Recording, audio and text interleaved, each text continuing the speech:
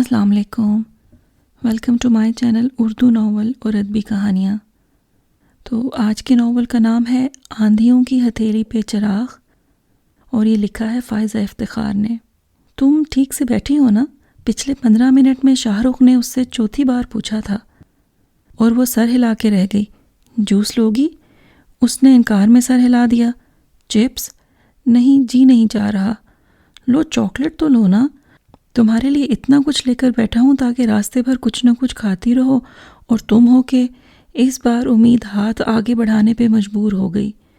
बार बार इनकार करना अच्छा नहीं लग रहा था। अलबत्ता अस्मा चुप ना रह सकी। आप तो पीछे ही पड़ गए हैं शाहरुख, अभी सफ़र ही कितना गुजरा है। मुश्किल से 15-20 मिनट हुए हैं। इतना भारी नाश्ता करके घर से निकले हैं और सफ़र तो 2 घंटे का भी नहीं। आप इतना सामान लेकर बैठे हैं जैसे हम लोग कराची या कोयटा जा रहे हैं। अस्मा तुम भी बस, मैं तो बच्ची के लिए ये सब लाया हूँ ताकि वो रास्ते में बोर ना हो। तुम्हारा दिल नहीं चाहता तो तुम मत खाओ। तुम्हें तो वैसे भी बोर होने और दूसरों को बोर करने का शौक़ है। अरे वो भी कोई सफ़र है जिसमें मूंगफली, चिप्स और निम्को ना खाएं, चॉकलेट और बबल गम्स ना चबाई जाएं और मिनट मिनट बाद बोतलें जूस ना उड़ाए जाएं। क्यों उम्मीद? बिल्कुल भाईजान, उसने आपी के चेहरे की नागवारी को नज़रअंदाज करते हुए कहा। उससे ज़्यादा कौन जान सकता था कि अस्मा आपी को बोरियत की गोद में समाये रहने का किस कदर मराक था। उसका ख्याल था कि ज़रूर शाहरुख भाई जान की संगत में वो कुछ तो अपनी आदतें बदल लेंगी और शादी के इब्तदाई दिनों में कुछ कुछ उम्मीद बंधी भी थी, लेकिन जल्द ही वो पहले वाली अस्मा बनने लगी। खामोश खामोश, संजीदा और खाम खा कर रोब तारी किए हुए, बल्कि अब तो किसी हद तक नखरीली भी हो गई थी। वो देखती कि किस तरह शाहरुख भाईजान उनके आगे पीछे फिरते, नखरे उठाते, लाड करते और वो किसी तरहदार संगदिल महबूबा की तरह अकड़ी ही रहती। उससे अपने बहनोई पे खासा तरस आता। वॉकमैन सुनोगी उम्मीद? शाहरुख ने अपने कानों से हेडफोन उतारते हुए उसकी तरफ बढ़ाया। मेरा फेवरेट सॉन्ग है। नहीं, मैं हेडफोन लगा के म्यूज़िक नहीं सुन सकती, मुझे अजीब घबराहट सी होती है। अच्छा, समोसे खाओगी? इस स्टेशन के समोसे बड़े कमाल के होते हैं, उसने पूछा और जवाब का इंतज़ार किए बगैर ट्रेन से उतर गया, जो किसी छोटे से स्टेशन पर ज़रा देर के लिए रुकी थी। उम्मीद खिड़की से झांक झांक कर बाहर देखने लगी। हाय अल्लाह आपी, ट्रेन का सिग्नल तो बज भी गया। जाने भाईजान कहाँ रह गए। हाय आपी, ट्रेन चल पड़ी तो। वो बेताबी से सर निकाल कर शाहरुख को ढूंढ रही थी। ट्रेन की विसल सुनते ही अस्मा के चेहरे पर भी ज़रा इस्तराब नमूदार हुआ, मगर वो लब भींचे चुप ही रही। इन 5 माह में 6 बार वो शाहरुख के साथ फैसलाबाद से लाहौर तक का सफ़र कर चुकी थी और आदी हो गई थी 2 घंटे के सफ़र के दौरान उसकी बार बार गायब होने वाली आदत की। घर से बेशक वो पेट भर के निकले हों, इस मुख्तसर से सफ़र के लिए भी वो thermos, sandwiches, chips, dry fruit वगैरह ज़रूर रखता। उसी पे बस नहीं, बल्कि वो रास्ते में आने वाले 2-3 स्टेशन से भी पकोड़े, समोसे वगैरह ज़रूर लेता। उफ़, कितना खाते हैं आप शाहरुख? पहली बार उसने बेहद हैरान होकर कहा था। यार, मुझसे भूख बर्दाश्त नहीं होती, बल्कि सच तो यह है कि भूख हो ना हो, पेट बेशक भरा हो, मगर कोई भी खाने पीने की चीज़ देखकर ख़ुद पे कंट्रोल नहीं कर पाता, उसने बेहद सफाई से कहा था और अस्मा हौले से हंस दी। यूं कहिए, पेट तो भर जाता है, नीयत नहीं भरती। अल्लाह शुक्र है शाहरुख भाई, आप आ गए। ट्रेन बस चलने ही वाली थी। लें, ये तो चल भी पड़ी। बड़े टाइम पे आए आप। उम्मीद की आवाज़ पर उसने नज़र उठा के देखा। वो अखबार के कागज़ पे 4 गर्मा गर्म समोसे लिए आ रहा था। गरम गरम आलू के समोसे का पहला लुकमा लेते ही उम्मीद को बेसाख्ता खिज़र की याद आ गई। वो उसकी इस आदत से बेहद चिढ़ा करता था। तुम्हारा मुंह नहीं चलता? कढ़ाई से निकाल कर डायरेक्ट मुंह में डाल रही हो पकोड़े? न दीदी, खुदाया, इस चपाती को तवे से उतरे 2 सेकंड भी नहीं हुए और तुम धड़ाधड़ नवाले तोड़ रही हो। तुम्हारे तो मुंह से भी भाप निकल रही है। उसे यकायक खस्ता समोसा बदमज़ा लगने लगा। मुंह में भरा लुकमा तक निकलना दुश्वार हो गया। इस बुरी तरह जी मतलाया कि वो लुकमा खिड़की से बाहर थूक कर अपकाई लेने पे मजबूर हो गई। मैंने मना भी किया था आपको, सबका हाजमा आप जैसा लक्कड़ हजम पत्थर हजम नहीं होता। अस्मा घबरा के उसकी पुश्त सहलाने लगी। पता नहीं कैसी बासी चीज़ें मिलती हैं यहाँ, ख़राब तेल में ना तला हो। आपी की बात पर शर्मिंदा होते भाईजान की शर्मसारी उससे देखी ना गई। टिश्यू से मुंह पोंछते हुए कहने लगी, नहीं आपी, समोसा अगर ख़राब या बासी होता तो भाईजान और आप भी तो खा रहे हैं। वैसे भी मैंने अभी 2 ही लुकमे तो लिए थे। दरअसल सुबह नाश्ते में मुमानी ने पराठे कुछ ज़्यादा ही भारी बना दिए।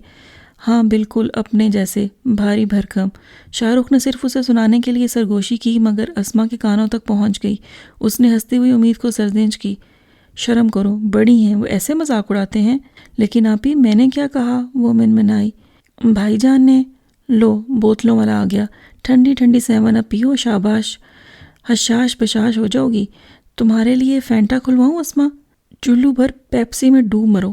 ایک بار پھر خضر کی آواز نے اسے چونکا کے رکھ دیا۔ ٹھنڈے من پسند مشروب کا گھونٹ اس نے ایک گرم سیال کی طرح نگلا۔ اب اسے صحیح معنوں میں احساس ہونے لگا کہ وہ کیا چھوڑ کے جا رہی تھی۔ چاہے ہمیشہ کے لیے نہ صحیح، مگر دور تو جا رہی تھی۔ بے شک بہت جلد اسے لوٹ آنا تھا، مگر اس لوٹ آنے میں کتنے دن درمیان میں کھڑے تھے، کتنا وقت حائل تھا، اس سے وہ انجان تھی۔ ہائے ہائے، ہری بوتل پی رہی ہو؟ کیا بات ہے پتر، پیٹ میں درد ہے؟ ممانی کی محبت میں ڈوبی سادہ سی آواز اس کی یادداشت میں ابھری اور اس کی بھیگی پلکیں تک مسکرا دیں۔ زینت ممانی اور ان کی باتیں، جن میں رنگوں کو الگ طرح کی اہمیت حاصل تھی، ہر طرح کے رنگ کو الگ ڈھنگ سے بیان کرنا اور ہر بات میں رنگوں کو عجیب انداز سے استعمال کرنا ان پہ ختم تھا۔ میں تو آئندہ کبھی نہ جاؤں گی ان کے گھر۔ کسی عزیز کے گھر سے آنے کے بعد وہ اعلان کرتی، 80 روپے کرایہ خرچ کر کے بچے کے پاس ہونے کی مبارکباد دینے گئی۔ منحوسوں نے کالے کرتوتوں جیسا مشروب گلاس میں ڈال کر دے دیا، وہ بھی گلاس کو آدھا برف کی ڈلیوں سے بھر کے۔ میرے تو پہلے ہی گھونٹ میں دانت کڑکڑا گئے۔ برف پگھلنے کا انتظار کیا تو کالی بوتل سرمئی صابن کے میلے جھاگ جیسی ہو گئی۔ آخ تھو، کیا ہوا؟ ہنس کیوں رہی ہو؟ اسما نے اسے سامنے رکھے پیپسی میں نظر جمائے مسکراتے دیکھا تو پوچھ بیٹھی۔ وہ نفی میں سر ہلاتے مسکراہٹ روکنے کی کوشش کرنے لگی۔ بوتل یوں ہی آدھی چھوڑ کے اس نے سر کھڑکی سے ٹکا لی اور باہر تیزی سے گزرتے مناظر کو دیکھنے لگی۔ اسے اس گھر سے نکلے ابھی 1 گھنٹہ ہی ہوا تھا، لیکن لگ رہا تھا جیسے وہ چھوٹا سا محبتوں میں گھندھا پھولوں سے مہکا گھر، جس میں اس نے عمر کے 15 سال گزارے تھے، صدیوں دور ہو گیا ہو۔ اس نے ہوش سنبھالا تو اپنے ارد گرد یہی چہرے دیکھے۔ پہلا قدم اٹھایا تو اسی گھر کا نکھرا سا آنگن تھا۔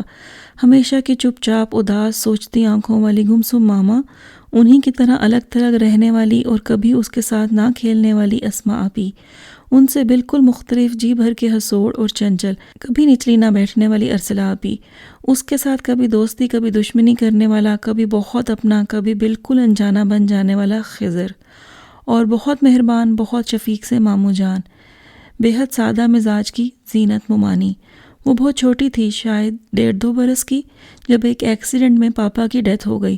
دادا دادی دونوں کی وفات ہو چکی تھی۔ دوسرا کوئی سامان بننے پہ تیار نظر نہ آتا تھا، اس لیے مجبوراً نہ چاہتے ہوئے بھی وہ گھر چھوڑنا پڑا، جہاں انہوں نے زندگی کے 8 بہترین اور خوشگوار سال ایک پرخلوص اور وفاشار شخص کی ہمراہی میں گزارے تھے۔ اس گھر میں کونے کونے پہ کچھ نہ کچھ خوشگوار یادیں وابستہ تھیں۔ کوئی مروتن بھی رکنے کو کہتا تو وہ بچیوں کے ساتھ گھر کا کوئی گوشہ سنبھال لیتی، لیکن انہیں امید کو گود میں اٹھائے اسما کی انگلی تھام کے ماموں کے گھر آنا پڑا۔ وہ 2 برس کی اور اسما 7 برس کی تھی۔ ماموں کی محبت اور ممانی کی اپنائیت کے سائے میں وہ پلے بڑھے۔ سارا بچپن وہ اس احساس سے دور رہی کہ کسی پرائے گھر میں ہے۔ اسے یاد تھا کہ اس کی معصومیت کو یہ پہلا احساس دلانے والی سعدیہ تھی، اس کی اسکول فرینڈ، جس نے یہ جاننے کے بعد کہ وہ اپنے پاپا کے ساتھ رہنے کے بجائے ماموں کے گھر میں رہتی ہے، بڑے افسوس بھرے لہجے میں ہمدردی جتاتے ہوئے کہا تھا، امید، کتنا مشکل ہوتا ہوگا تمہارے لیے۔ مہمانوں کی طرح کبھی کبھی ماموں وغیرہ کے گھر کچھ دن کے لیے جا کر رہنا اور بات ہے، مگر ہمیشہ کے لیے، اوہ نو، تمہیں کتنا لونلی فیل ہوتا ہوگا۔ اپنے پاپا کتنا یاد آتے ہوں گے۔ ظاہر ہے تم جس طرح اپنے پاپا سے ضدیں اور فرمائشیں کیا کرتی تھیں، اپنے ماموں سے تو نہیں کر سکتی ہوگی۔ 12 سالہ سعدیہ نے اپنے تئیں بڑی سیانی بن کر کہا تھا، مگر امید کھلکھلا کے ہنس پڑی۔ پاگل، میرے پاپا تو اس وقت اللہ میاں کے پاس چلے گئے تھے جب مجھے بولنا بھی نہیں آتا تھا، فرمائشیں میں کیا کرتی۔ ہائے امید، تم ہنس رہی ہو، یہ بھی بھلا ہنسنے والی بات ہے؟ کوئی اور بولی تو اسے احساس ہوا کہ اسے کم از کم پاپا کا ذکر کرتے ہوئے آئندہ اس طرح نہیں ہنسنا، بلکہ سنجیدہ سی شکل بنا کر افسردگی ظاہر کرنا ہے۔ لیکن میں سچ کہہ رہی ہوں، میں تو ماموں سے ہر بات کہہ دیتی ہوں، مجھے کچھ بھی چاہیے ہو فوراً مانگ لیتی ہوں اور وہ میری فرمائش پوری بھی کر دیتے ہیں، اتنا پیار کرتے ہیں وہ مجھ سے، اس نے فخریہ جتایا۔ اسے ان کی ہمدردی اور افسوس پوری طرح سمجھ میں نہ آنے کے باوجود کھٹک رہا تھا اور وہ اسے رشک میں بدلنا چاہتی تھی۔ لیکن تمہاری ممانی کو تو ضرور برا لگتا ہوگا کہ تمہاری آپی اور تمہاری ماما ان کے گھر میں رہتے ہو، وہ ضرور کچھ نہ کچھ کہتی رہتی ہوں گی۔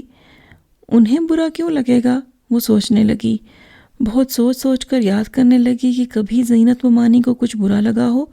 لیکن ممانی ان لوگوں میں سے تھیں جو بری بات سے بھی اچھے مطلب اخذ کر لیتے ہیں۔ وہ تمہیں ڈانٹتی نہیں؟ ہاں ڈانٹتی تو ہیں۔ اس کے فوراً کہنے پہ سعدیہ کے چہرے پر فخر یا چمک پھیلی، جیسے کہتی ہو میں نہ کہتی تھی، لیکن اگلے ہی لمحے مان پڑ گئی۔ مگر ارسلہ آپی اور خضر بھائی سے کام۔ ارسلہ آپی توبہ اتنی تو شرارتی ہیں، ڈانٹ کھانے پہ بھی ممانی کا کوئی کام نہیں کرتی۔ کئی بار تو چھپ کے رسالے پڑھنے پہ ممانی سے کرارے ہاتھ بھی کھا چکی ہیں، مگر مجھے ممانی صرف ڈانٹتی ہیں، وہ بھی کبھی کبھی، مارا کبھی نہیں، کبھی تو ڈانٹتی بھی نہیں، صرف ماما سے شکایت لگانے کی دھمکی دیتی ہیں جب میں زیادہ ٹھنڈا پانی پی رہی ہوتی ہوں، یا کیری پہ چاٹ مسالہ لگا کر کھاتی ہوں، یا ٹی وی زیادہ نزدیک بیٹھ کر دیکھوں۔ اور خضر بھائی کو تو ہمیشہ ہی ڈانٹ پڑتی ہے، پتنگیں وہ اڑاتے ہیں، دوپہروں میں سائیکل وہ چلاتے ہیں، کپڑے بھی بہت گندے کرتے ہیں۔ ہاں اسما آپی پورے گھر میں واحد ہیں جنہیں کبھی ڈانٹ نہیں پڑی، ان سے ممانی بہت خوش رہتی ہیں۔ وہ ان کے بغیر کہے بہت سے کام کر دیتی ہیں، آٹا گوندنا، سلاد بنانا، چائے دم دینا، دھلے برتن رکھنا، ماموں کے کلف والے کرتے استری کرنا، ڈسٹنگ وغیرہ۔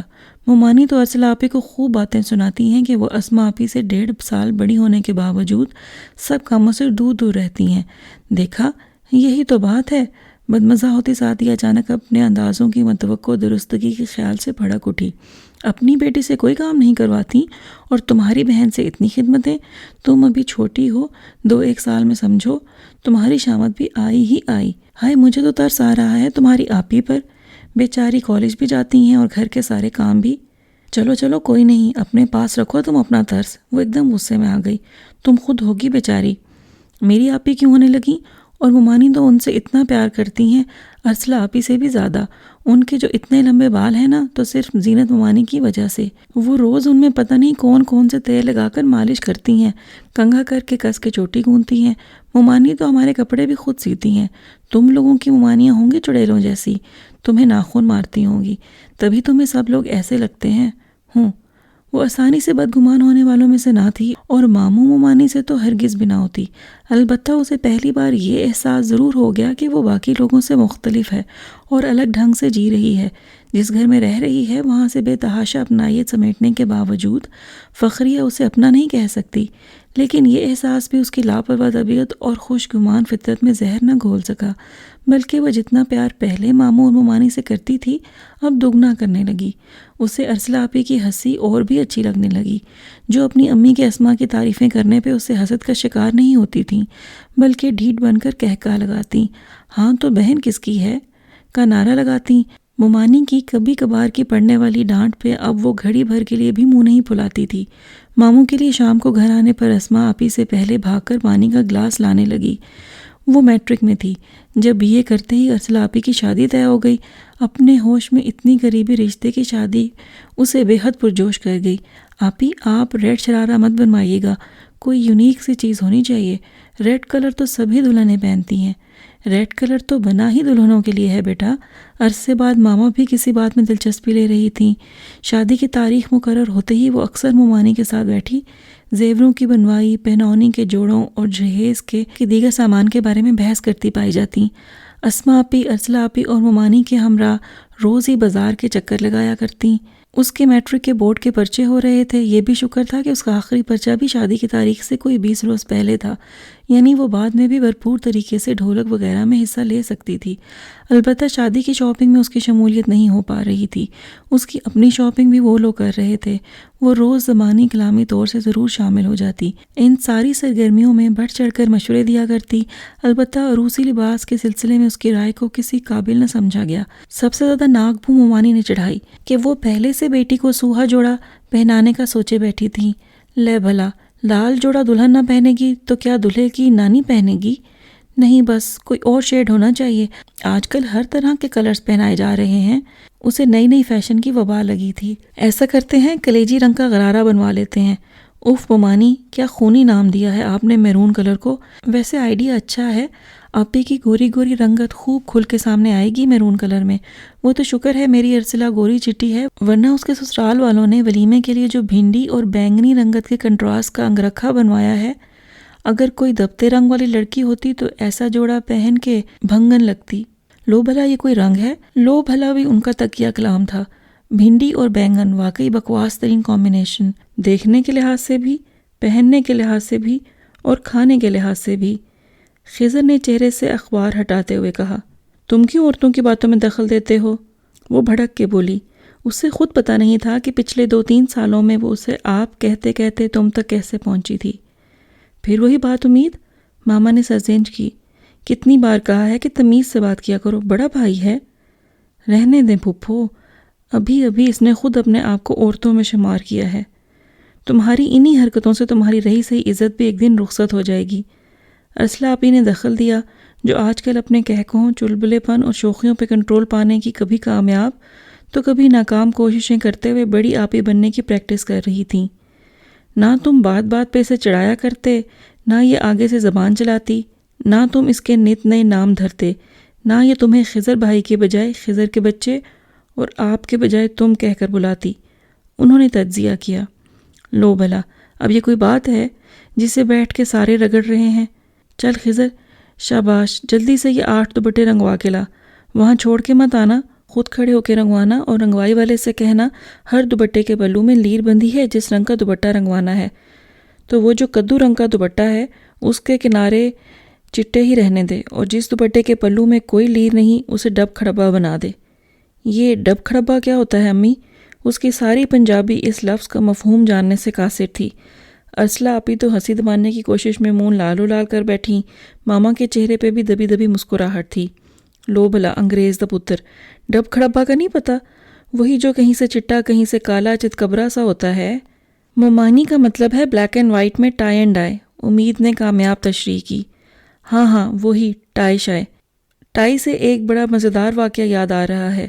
یاد ہے پچھلے سال جب امی کو ہیضہ ہوا تھا، جب انہوں نے کلو بھر مولی چاٹ مسالے کے ساتھ کھانے کے بعد اوپر سے بنانا ملک شیک کا جگ پی لیا تھا. اس نے حوالہ دیا اور جب سب کو یاد آ گیا تو وہ اصل واقعے کی جانب آیا. تو جناب میں امی کو ساتھ لے کر اپنے دوست کے بھائی کی طرف گیا. وہ جناب بھی ڈاکٹر ہیں اور ان دنوں نئی پریکٹس شروع کی تھی. بڑا زبردست کلینک سیٹ کیا ہوا تھا. خود بھی خاصے تیار شہر ہو کے بیٹھے تھے. لائٹ گرے 2 پیس سوٹ، پیچ کلر کی شرٹ اور ڈارک گرے لائٹ سے گرین ٹچ والی ٹائی باندھی ہوئی تھی. جیل چھل لگا کے بال بھی سیٹ کیے ہوئے تھے. ویسے تو نمبر سے اندر جاتے ہیں لیکن میرا نام سن کر مجھے فوراً اندر بلا لیا. امی کو لے کر اندر پہنچا تو کیا دیکھتا ہوں کہ ایک حسینہ ماں جبینہ خوب بنی سنوری جانے اپنا علاج کرا رہی تھیں یا موصوف ڈاکٹر صاحب کا علاج کر رہی تھیں. ڈاکٹر صاحب نے ان طرح دار حسینہ کو ایک دل نواز مسکراہٹ کے ساتھ نوازتے ہوئے مریضہ کو دیکھنے کی اجازت طلب کی. اجازت ملی تو امی کی طرف متوجہ ہوئے. امید نے بھاٹ سا منہ کھول کے جمائی لی. اب آگے بھی بتاؤ، واقعہ سنا رہے ہو یا فلم کی سٹوری؟ منہ بند کرو، حلق میں لٹکے ہینگر تک نظر آ رہے ہیں. ہاں تو ڈاکٹر صاحب نے امی سے چند سوال کرنے کے بعد پوچھا، خالہ جی آپ کو الٹیاں کس رنگ کی آئی تھیں؟ امی نے کچھ دیر سوچا، پھر ڈاکٹر صاحب کی جانب دیکھا، پھر ان کی ٹائی پہ انگلی رکھ کے کہنے لگی، پتر بالکل اسی رنگ کی. سب سے بے قابو کہے ارسلہ آپی کے تھے. وہ بھی سچویشن کا تصور کرنے کے بعد ہنس پڑی. او گاڈ، اس ڈاکٹر کا کیا حال ہوا ہوگا. اس نے سب سے پہلے اس ٹائی سے نجات حاصل کی ہوگی. بیچارہ، لڑکی کے سامنے کرکری کر کے رکھ دی مامی نے اس کی. لو بھلا، میں نے ایسا کیا کیا تھا؟ اس کے سوال کا جواب ہی تو دیا تھا. ممانی ناراض سی کہتی اٹھنے لگیں تو امید نے جھٹ ان کے گلے میں باہیں ڈالیں اور لپٹ گئی. ایک تو یہ جن بار بار جپھڑ ڈال لیتا ہے. وہ اس کا ماتھا چوم کے ساری خفگی بھول گئیں. ایسے ہی محبتوں کے گہرے میں کب اس کے بچپن نے اس کا ساتھ چھوڑا اسے پتہ ہی نہ چلا. ایک تو وہ فطرتاً کچھ سادہ تھی. اپنے اندر پیدا ہوتی تبدیلیوں نے بھی اس کے اندر یہ احساس نہ جگایا کہ وہ پہلی سی امید نہیں رہی، اور اس پہ اٹھنے والی نظریں بھی پہلی سی نہیں رہیں. ارسلہ آپی کی مہندی میں گولڈن اور آسمانی شرارہ پہنے، لمبے سنہری بالوں میں انتہائی سنہری پراندہ ڈالے، ماتھے پہ بندیا اور کلائیوں میں درجن چوڑیاں پہنے وہ تتلی کی طرح ہر طرف رنگ بکھیرتی نظر آ رہی تھی. گانے گا کر اس نے پہلے اپنا گلا خراب کر لیا تھا، اور اب مہندی والی رات وہ جب بھی اپنی بیٹھی ہوئی آواز بلند کرنے کی کوشش کرتی، سب لڑکیاں ہاتھ جوڑ کے اسے خاموش کروا دیتیں. خدا کا واسطہ ہے تم خاموش رہو، ایسا لگتا ہے جیسے طاولہ عیسیٰ خیلوی میرے ہاتھوں میں 9 چوڑیاں گا رہا ہے۔ وہ منہ بسور کر چپ ہو جاتی، مگر ذرا دیر بعد پھر سے ہتھیلیاں پیٹ پیٹ کر لال کرنے لگتی۔ کیمرہ ہاتھوں میں لیے تصویریں کھینچتے خضر نے یکایک کچھ بے چینی سی محسوس کی۔ اس نے ادھر ادھر دیکھا مگر کچھ نہ سمجھا۔ وہ سر جھٹک کر پھر سے اپنے کام میں مصروف ہو گیا۔ اگلے دن بارات کی آمد کے ساتھ ہی اس بے چینی نے پھر سے اسے آن گھیرا۔ وائٹ، پنک اور سلور شیڈ والے بھوپالی کرتے پاجامہ میں ملبوس امید نے آج ضرورت سے زیادہ ہی میک اپ کر رکھا تھا، اور وہ اپنی عمر سے خاصی بڑی بڑی بھی لگ رہی تھی۔ کانوں میں بڑے بڑے جھمکے، اونچا سا سیٹ کیا ہوا ہیئر سٹائل، اطراف میں گرتے بالوں کے گچھے۔ پہلی نظر میں خضر اسے پہچان ہی نہ سکا۔ وہ کہیں سے بھی پہلے والی امید نہ لگ رہی تھی۔ احمقانہ سی معصومیت کا تاثر اس کے چہرے سے غائب تھا۔ بچپن کی لاپرواہ ہستی شاید ارسلہ آپی کی جدائی کے احساس سے سہمی ہوئی تھی۔ ایسے میں گہرا میک اپ، نیا ہیئر سٹائل اس وقت سنجیدگی سے مل کر اسے 15 سال کی بجائے 18-19 سال کی دوشیزہ ظاہر کر رہا تھا۔ کچھ دیر ادھر ادھر تانگ جھانک کرنے کے بعد خضر کو اپنی بے چینی اور اضطراب کی وجہ معلوم ہو گئی۔ وہ لڑکا بارات کے ساتھ آیا تھا اور مسلسل امید کو اپنی پرشوق اور والہانہ نظروں سے فوکس میں رکھے ہوئے تھا۔ کل بھی خضر نے سرسری سے نوٹ کیا تھا، مگر وہ یہ نہ بھانپ سکا تھا کہ اس کی نظر بازی کا شکار امید ہے۔ کچھ دیر اور اس کا جائزہ لینے کے بعد جب اسے یقین ہو گیا کہ وہ اپنی آنکھیں کس زاویے پہ رکھ کے سینک رہا ہے تو اسے جیسے آگ ہی لگ گئی۔ چونکہ اس نے کوئی واضح بدتمیزی نہیں کی تھی، اس لیے وہ بارات کے ساتھ آئے اس لڑکے کی جو دلہا کا فرسٹ کزن تھا ٹھکائی نہیں کر سکتا تھا۔ البتہ وہ دندناتا ہوا فوراً امید کے سر پہ جا پہنچا جو دودھ پلائی کی رسم کے لیے سٹیج پہ چڑھنے والی تھی۔ یہ کہاں منہ اٹھا کے جا رہی ہو؟ دیکھ نہیں رہے اسما آپی بلا رہی ہیں؟ اب ہم سب کزنز شوکت بھائی جان کو دودھ پلائیں گے اور نیک وصول کریں گے۔ 1 گلاس ہے دودھ کا، یہ 3 کافی ہیں پلانے کے لیے، تمہیں کوئی ضرورت نہیں وہاں جانے کی۔ جاؤ میرے کمرے سے 1 رول اور لے کر آؤ، کیمرے کا یہ رول بس ختم ہونے کو ہے، 1 یا 2 تصویریں رہ گئی ہیں۔ میں کیوں جاؤں، خود جاؤ۔ وہ صاف انکار کر کے ادھر جانے کو تھی کہ اس نے بازو سے پکڑ کے پیچھے کیا۔ یہ تم کیا بنی ہوئی ہو؟ کیا کچھ تھوپ رکھا ہے منہ پہ اور سر پہ کیا گھونسلہ سا بنا رکھا ہے؟ ایویں گھونسلہ؟ آپی کو پارلر لے کر گئے تھے، پارلر والی نے نئی ڈیل رکھی ہے کہ برائڈل میک اپ کے ساتھ دلہن کے ساتھ آئی ایک لڑکی کو فری میں پارٹی میک اپ کیا جائے گا، اور تم مفت میں بھوتنی بن گئیں۔ مفت میں وہ ایسا ہی میک اپ کر سکتے تھے۔ اتنا شوق تھا تیار ہونے کا تو 400-500 روپے خرچ کر لینے تھے تاکہ پیسے لے کر وہ ڈھنگ سے تمہاری لیپ اپ ہوتی تو کرتے۔ کیا میں اتنی بری لگ رہی ہوں؟ وہ ریحان سی ہو گئی۔ تو کیا میں جھوٹ بول رہا ہوں اسی لیے تمہیں اسٹیج پہ نہیں جانے دے رہا؟ وہاں مووی کیمرہ مسلسل تم پہ رہے گا اور تمہارا یہ بھیانک روپ ایک یادگار کے طور پر محفوظ ہو جائے گا۔ جتنی بار لوگ شادی کی مووی دیکھیں گے کہہ کہہ لگا لگا کر ہنسا کریں گے۔ چلو شاباش، وہاں پیچھے کی کرسیوں میں سے ایک سنبھال لو۔ اور میرا نیک؟ اس نے منہ لٹکا کے بڑی آسیت سے کہا۔ مل جائے گا، مر کیوں رہی ہو؟ اس کا بس نہ چل رہا تھا کسی طرح دھکے دے کر اسے یہاں سے نکال دے، لیکن اس کی یہ کوشش بھی رائے گاں گئی۔ اسے جس کی نظروں میں آنا تھا آ چکی تھی۔ ارسلہ کی شادی کو ہفتہ ہی ہوا تھا کہ شوکت کی خالہ اپنے بیٹے کا رشتہ امید کے لیے لے آئیں، مگر بہن میری امید تو بھی 15 سال کی ہے، میٹرک کر رہی ہے۔ میں بہت شرمندہ ہوں لیکن آپ کے اتنی محبت سے لائے رشتے پہ حامی نہیں بھر سکتی۔ لیں، آپ نے تو چھوٹتے ہی انکار کر دیا۔ عمر کا مسئلہ کوئی مسئلہ نہیں، میرا نبیل خود ابھی 21 سال کا ہے، 1-2 سال بعد شادی ہو جائے گی، تب تک آپ کی بیٹی بھی آرام سے ایف اے کر لے۔ میں بچیوں کی تعلیم کے حق میں ہوں، ان کے مرحوم والد بھی اپنی بیٹیوں کو اعلیٰ تعلیم یافتہ دیکھنا چاہتے تھے۔ کوئی ایک وجہ نہیں جس کے لیے مجھے آپ سے معذرت کرنا پڑ رہی ہے۔ وہ آج 15 کی ہے تو 2 سال بعد 17 کی ہوگی۔ میں کم از کم 20-21 سال کی عمر تک اس کی شادی نہیں کرنا چاہتی۔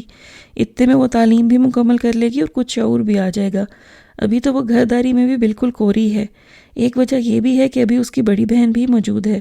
پہلے میں اس کے فرض سے سبکدوش ہو جاؤں تو۔ بڑی بیٹی کیا کر رہی ہے؟ کیا عمر ہوگی اس کی؟ اس نومبر میں 20 سال کی ہو جائے گی۔ اسی سال ایم اے میں داخلہ لیا ہے۔ ماشاءاللہ، صورت شکل میں تو وہ بھی کم نہیں، سلیقہ شعر بھی لگتی ہے۔ مجھے تو آپ کا سارا گھرانہ ہی پسند آیا ہے۔ میری بہن کے گھر جو آپ کی بیٹی بہو بن کے آئی ہے اس کے اتوار ہی بتاتے ہیں کہ آپ کے ہاں بیٹیوں کی پرورش کیسے کی جاتی ہے۔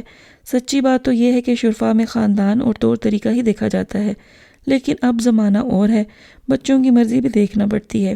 میرے بیٹے کو آپ کی چھوٹی لڑکی بھائی تھی، اس کے کہنے پہ میں آئی تھی، اور اب بھی چاہتی ہوں کہ اس گھرانے سے رشتہ جڑ جائے۔ میں گھر جا کے اپنے بیٹے سے بات کرتی ہوں، اگر اسے اعتراض نہ ہوا تو میں اگلی بار آپ کی بڑی بیٹی کے لیے آؤں گی، اور اس بار انشاءاللہ انکار نہیں سنوں گی۔ وہ عجیب انداز میں دھونس نما فرمائش جتا کے چل پڑیں۔ بھابی، ارسلہ کے سسرال کا معاملہ ہے، اس لیے میں چاہنے کے باوجود سخت الفاظ نہ استعمال کر سکی، لیکن مجھے ان کا انداز پسند نہیں آیا۔ اگر ان کا ارادہ اسما کے لیے ہے بھی، تب بھی انہیں کم از کم یہ نہیں کہنا چاہیے تھا کہ بیٹے سے پوچھ کر بتاؤں گی، اگر اسے اعتراض نہ ہوا تو۔ عجیب خاتون ہے، مصلحت نام کی کسی چیز سے واقف ہی نہیں۔ یہی بات طریقے سے بھی کی جا سکتی تھی۔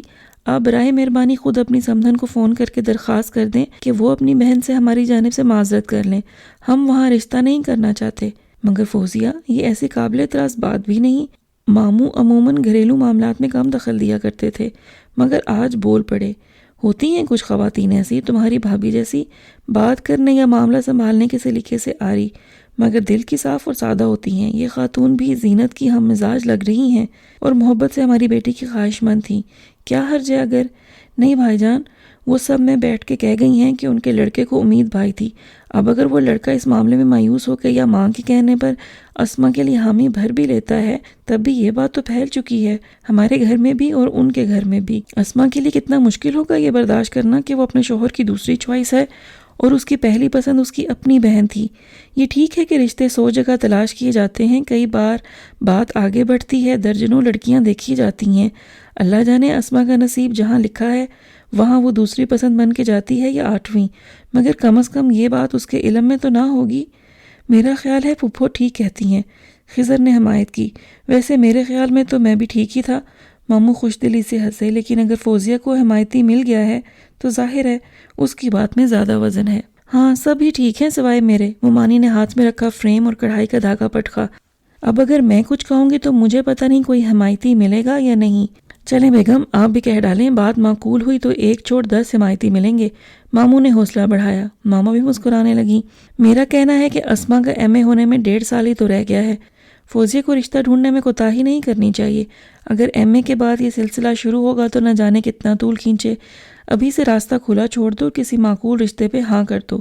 رشتے طے ہونے اور شادی مقرر ہونے کے درمیان سال تو لگتا ہی ہے، تیاری وغیرہ میں وقت پہ بچی گھر کی ہو جائے تو اچھا ہے۔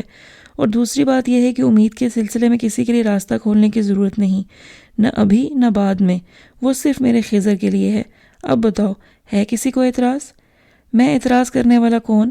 وہ کل بھی میری بیٹی تھی، آج بھی ہے، اور اگر ہمیشہ کے لیے بیٹی بن کے رہے تو مجھ سے بڑا خوش نصیب اور کون ہوگا جو بیٹی کو رخصت کرنے کے بعد بھی اسے خود سے دور نہیں کرے گا۔ ماموں تو نہال ہو گئے۔ ماما نے مسکرا کے مومانی کے ہاتھ پہ ہاتھ رکھا اور اس بات میں سر ہلا دیا۔ کچن میں سلاد بناتی اسما اور سلاد کی ڈش میں سے چن چن کر کھیرے اور گاجر کھاتی امید کے ہاتھ یکدم ساکت ہو گئے۔ دونوں کی نظریں ملیں۔ اسما کی معنی خیز مسکراتی آنکھوں کی گدگداہٹ سے گھبرا کے امید پلکیں جھکا کے رہ گئی۔ اپنے بچپن سے دائمی جدائی کا احساس اس روز پہلی بار اس کے دل میں جاگا تھا۔ ایک منٹ، کوئی میری بھی تو سن لے۔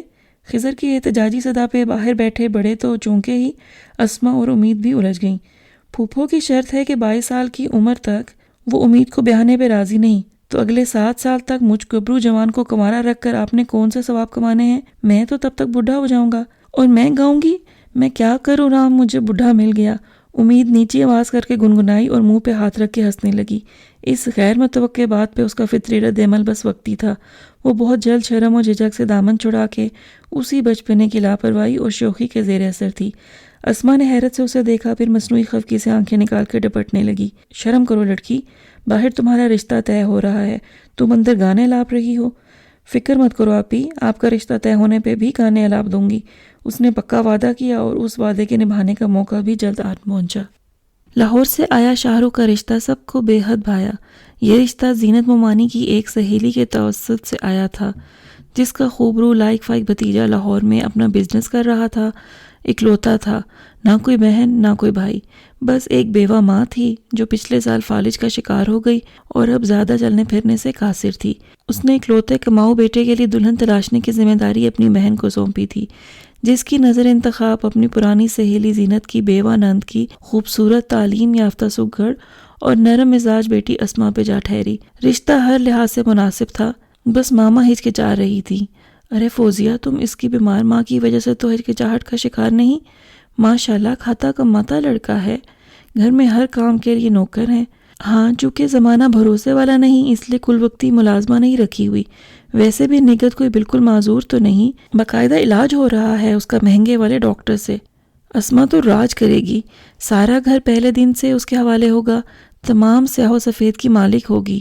شاہ رخ بھی اکلوتا ہے، بہن بھائیوں کی محبت کو ترسا ہوا، بڑا ہی خوش مزاج اور ہنسمکھ ہے، تم لوگوں میں گھل مل جائے گا۔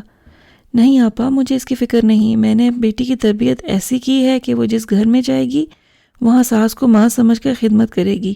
یہ تو ایک لحاظ سے اچھا ہے کہ میری بیٹی کو خدمت کی سعادت حاصل ہو رہی ہے، ثواب کمانے اور عاقبت سنوارنے کا موقع مل رہا ہے۔ بھلے 10 نوکر ہوں، میری تو اسے یہی نصیحت ہوگی کہ ساس کو ماں سمجھ کے ہر خدمت اپنے ہاتھ سے انجام دینا۔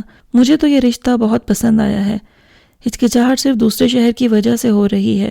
کیسی باتیں کرتی ہو فوزیہ؟ ممانی کو بھی شاہ رخ اور اس کا گھرانہ بہت پسند آیا تھا۔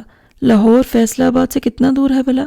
مشکل سے 2 گھنٹے کا رستہ ہے، چاہے تو ہر ہفتے ملنے آ سکتی ہے، جیسے ارسلہ صبح کو آئی شام کو گھر لوٹ جاتی ہے۔ اور دور کیوں جاتی ہو، ارسلہ کی مثال سامنے ہے، پیپلز کالونی کے اے بلاک میں ہم رہتے ہیں اور ڈی گراؤنڈ کے سامنے اس کا گھر ہے۔ پیپل کا رستہ 15 منٹ کا ہے، اور شوکت کے پاس تو وہ موئی ہوائی سواری بھی ہے، وہ رنگ اڑی پھٹ پٹی، اس کے باوجود ہفتے میں 1 دن ہی شکل دیکھ پاتی ہوں اس کی۔ تم فیصلہ آباد میں ہی بیاہ کر کون سا اسے اپنے قریب کر لو گی؟ ایک بار بیٹی بیاہ دی تو سمجھو پرائی ہو گئی، مہمانوں کی طرح آئے گی، مہمانوں کی طرح جائے گی، اپنی سہولت اور پروگرام کے مطابق۔ اللہ خوش رکھے انہیں اپنے اپنے گھروں میں۔ اور بھلا لوگ تو 7 سمندر پار لڑکیاں بھیج دیتے ہیں صرف ان کی اچھی زندگی کی خاطر۔ انہوں نے کچھ اس طرح کنونس کیا کہ ماما مان ہی گئیں۔ منگنی کی تقریب بہت سادہ تھی۔ شادی 10 ماہ بعد اسما آپی کے ایم اے فائنل ایئر کے ایگزام کے فوراً بعد ہونا قرار پائی۔ منگنی میں امید نے حسب وعدہ خوب لہک لہک کے گانے گائے۔ اس بار اس نے تقریب سے ہفتہ بھر پہلے گلا پھاڑ پھاڑ کے اپنی آواز کا بیڑا غرق نہیں کیا۔ آج اسے 16 سنگھار کیے ادھر سے ادھر لہکتے پھرتے دیکھ کر بھی خضر کو کوئی بے چینی محسوس نہیں ہو رہی تھی، اس لیے کہ اب اس کے جملہ حقوق اس کے نام محفوظ ہو چکے تھے۔ یہ خبر نہ صرف سارے خاندان میں پھیلا دی گئی تھی بلکہ لڈو کھلا کر خاندان والوں کا منہ بھی میٹھا کر دیا گیا تھا۔ آج اسے ایک بار پھر شوخ میک اپ اور زرق برق لباس میں عمر سے کہیں بڑا محسوس کر کے بھی اسے الجھن محسوس نہیں ہو رہی تھی، بلکہ وہ تو سنجیدگی سے سوچ رہا تھا کہ کاش کہیں سے ایسا میک اپ بھی ملتا ہو جسے اس کی کھوپڑی پہ تھوپنے سے عقل میں اضافہ ہو جائے۔ اگر ایسا ہو جائے تو شاید میری نظروں کے بدلے مضمون اس پر آشکار ہو جائیں۔ اگر ایسا ہو جائے تو وہ سرد آہ بھر کے ان امکانات کے بارے میں حسرت سے سوچتا جو ناممکنات میں سے تھے۔ نظریں تو دور کی بات، خضر کے ہلکے پھلکے فکرے بھی اس کی حسیات کو چھوئے بغیر اوپر سے گزر جاتے۔ یہ تم نے کیا سہاگنوں والا بہروپ بنا رکھا ہے؟ خضر نے اسے چھیڑنے کے لیے کلائیوں سے کوہنیوں تک چڑھی کانچ کی سرخ اور سنہری چوڑیوں، کندن کے گلوبند اور موتیوں کے بھرے ہوئے کام والے سرخ سوٹ کی جانب اشارہ کیا۔ سہاگن تھوڑی، میں نے تو مادھوری کی نقل ماری ہے، نئی والی فلم میں اس نے بالکل ایسے ہی ریڈ سوٹ کے ساتھ ایسی ہی چوڑیاں۔ یہ نقل مارنا کیا ہوتا ہے؟ نقل کرنا تو سنا تھا۔ وہ ہنس پڑا۔ تم پر بھی امی کا رنگ چڑھتا جا رہا ہے۔ ہائے نہیں، ممانی تو حد کرتی ہیں۔ پتہ ہے ارسلہ آپی سے فون پہ کہہ رہی تھیں چکندری رنگ کی ساڑی پہن کے آنا اور شوکت کو وہ چوہے رنگ کا سفاری سوٹ پہنانا جو اس نے ولیمے پہ پہنا تھا۔ ارے خضر، آج تو تم نے بھی چوہے رنگ کا۔ وہ حسب عادت منہ پہ ہاتھ رکھ کے ہنس پڑی۔ خضر اپنے سیاہی مائل گرے سوٹ پہ ہاتھ پھیر کے رہ گیا۔ امید کی بچی، کب تک میری امیدوں پہ پانی پھیرو گی؟ وہ بڑبڑایا۔ منگنی سے شادی تک کے درمیانی عرصے میں شاہ رخ کتنی ہی بار فیصلہ آباد آیا۔ آنٹی سریا کے بیان کے عین مطابق وہ فطرتاً ملنسار، گھل مل جانے والا اور ہنسوڑ طبیعت کا تھا۔ جلد ہی امید اپنے اس بہنوئی کی گرویدہ ہو گئی، ورنہ اس سے پہلے شوکت بھائی جان کے لیے دی انداز اور سنجیدہ مزاج کی وجہ سے خائف تھی کہ کہیں شاہ رخ بھائی جان بھی ویسے ہی نہ نکلیں۔ سب سے زبردست چیز تو ان کا نام ہے، شاہ رخ خان کے مقابلے کی پرسنالٹی ہے ان کی۔ تو شاہ رخ خان کون سی بڑی توپ چیز ہے بقول امی کے؟ ڈب کھڑبا منہ ہے اس کا، رونے والی شکل بنائے تو لگتا ہے ابھی کہکہا مار کے ہنس پڑے گا۔ خضر کو اس کا فیورٹ ہیرو سخت برا لگتا تھا۔ میرے شاہ رخ بھائی جان تو ایسے نہیں، وہ تو ہر وقت ہنستے رہتے ہیں۔ شوکت بھائی جان کی طرح ترسی ہوئی مسکراہٹ نہیں۔ یہ سب نام کا اثر ہے، وہ اپنے فرسودہ نام کی وجہ سے خام خواہ کی شان و شوکت طاری کیے رکھتے ہیں۔ تو تمہارے شاہ رخ بھائی جان کس رخ سے شاہ رخ لگتے ہیں؟ یہ بھی کوئی نام ہے ٹکڑوں میں بٹا ہوا؟ اور تمہارا نام تو جیسے بہت اچھا ہے، قبل مسیح کے زمانے کا نام ہوں، خضر۔ رفتہ رفتہ شاہ رخ کا حوالہ دینا گویا اس کی چھیڑ بن گئی، جس سے اسے تاؤ دلانا ہوتا وہ شاہ رخ پہ کوئی نہ کوئی اعتراض کر دیتا اور بس وہ شروع ہو جاتی۔ چند ہی مہینوں میں ہونے والی گنتی کی 7-8 ملاقاتوں میں شاہ رخ سے اس کی دوستی اور بے تکلفی قابل رشک حد تک بڑھ گئی تھی۔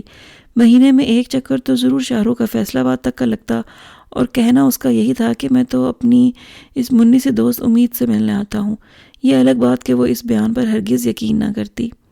سب پتہ ہے مجھے، ایسا ہی ہے تو جانے سے پہلے منت کیوں کرتے ہیں کہ بس ایک بار کسی طرح اپنی آپی کو بس 1 منٹ کے لیے باہر۔ چپ، وہ گھبرا کے اس کے منہ پہ ہاتھ رکھ بیٹھتا۔ وہ تو میں اس لیے بھائی سمجھا کرو، کہیں تمہاری آپی تم سے جیلس نہ ہو جائیں کہ انہیں کوئی لفٹ نہیں کراتا، اور یہ چاکلیٹس اور کیسٹ صرف اور صرف تمہارے لیے آتے ہیں، اس لیے سوچا اور کچھ نہیں تو کم از کم انہیں اپنا دیدار ہی کرا دیں، کچھ تو تسلی ہو ان کی یا آپ کی۔ وہ نیا نیا کالج آنا شروع ہوئی تھی، شاہ رخ کی شرارتیں اور بےتابیاں بھانپنے میں لگی تھی، اور کچھ وہ تھا بھی بے تکلف، اس لیے مزے سے اس کے ساتھ ایسی باتیں کر جاتی۔ اس کے شوق و شریر مبہم سے پیغامات کچن میں اس کے لیے پرتکلف ڈشز بناتی، اسما آپی تک بڑے شوق سے پہنچاتی اور ان کا گل رنگ ہوتا چہرہ حیرت سے دیکھتی۔ اسے شاہ رخ بھائی جان کا دم اس لیے بھی غنیمت لگتا کہ ان کے آنے سے اسما آپی بھی مسکرانا سیکھ گئی تھیں۔ آثار کافی اچھے تھے، یقیناً شادی کے بعد مزید بہتری کا امکان تھا۔ تم تو سارے راستے یوں سوتی آئی ہو جیسے میں نے تمہیں 7 اپ میں نشے کی دوا پلا دی ہو۔ اٹھو، لاہور آ گیا ہے۔ شاہ رخ کے جھنجھوڑنے پر اس نے آنکھ کھولی۔ ٹرین کی رفتار دھیمی ہوتے ہوتے اب بالکل کم ہو چکی تھی۔ وہ اسٹیشن کی حدود میں داخل ہو گئی تھی اور اب تقریباً رینگتے ہوئے پلیٹ فارم کی جانب بڑھ رہی تھی۔ ایک شور، ایک ہلچل سی ہر جانب تھی۔ چائے، فاسٹ فوڈ، پکوڑوں اور رسالوں کے سٹال گزر رہے تھے۔ لوگ اپنے اپنے سامان کے ساتھ کھڑے منتظر نگاہوں سے دیکھ رہے تھے۔ جنہیں اس ٹرین کا انتظار تھا وہ بھاری بھرکم بیگ سنبھالے اندر جانے کی تیاری پکڑ رہے تھے، اور جو اپنے عزیزوں کو لینے آئے تھے وہ بےتابی سے سامنے سے گزرتے ہر ڈبے کی ہر کھڑکی سے اندر جھانک رہے تھے۔ اوف توبہ، کس قدر رش ہے یہاں، لگتا ہے آدھے لاہور کو کہیں نہ کہیں جانا ہے۔ وہ اپنا شولڈر بیگ سنبھالتی اٹھ کھڑی ہوئی۔ لاہور کا ریلوے اسٹیشن دیکھنے کا پہلا اتفاق تھا، اس لیے اس کی گھبراہٹ بجا تھی۔ کوئی قریبی عزیز تو یہاں نہیں رہتا تھا، البتہ ماموں چھٹیوں میں ہر سال ہی سب بچوں کو لاہور گھمانے ضرور لاتے تھے۔ جب تک وہ اسکول میں تھی تب تک یہ تفریح تسلسل سے برقرار رہی، مگر جب نظر کی کمزوری کی وجہ سے ماموں نے ڈرائیونگ کرنا چھوڑ دی تب سے اس کا لاہور میں آنا جانا صرف 2 بار ہوا تھا۔ ایک بار اسما کی منگنی سے پہلے شاہ رخ سے ملنے کے لیے، اور دوسری بار ولیمے پہ۔ پہلے ماموں ان تینوں بہنوں کو اپنی سوزوکی کیری میں لاد کے صبح سویرے لاہور کے لیے نکلتے۔ کبھی چڑیا گھر، کبھی شالامار، کبھی ریس کورس پارک میں تفریح کی جاتی۔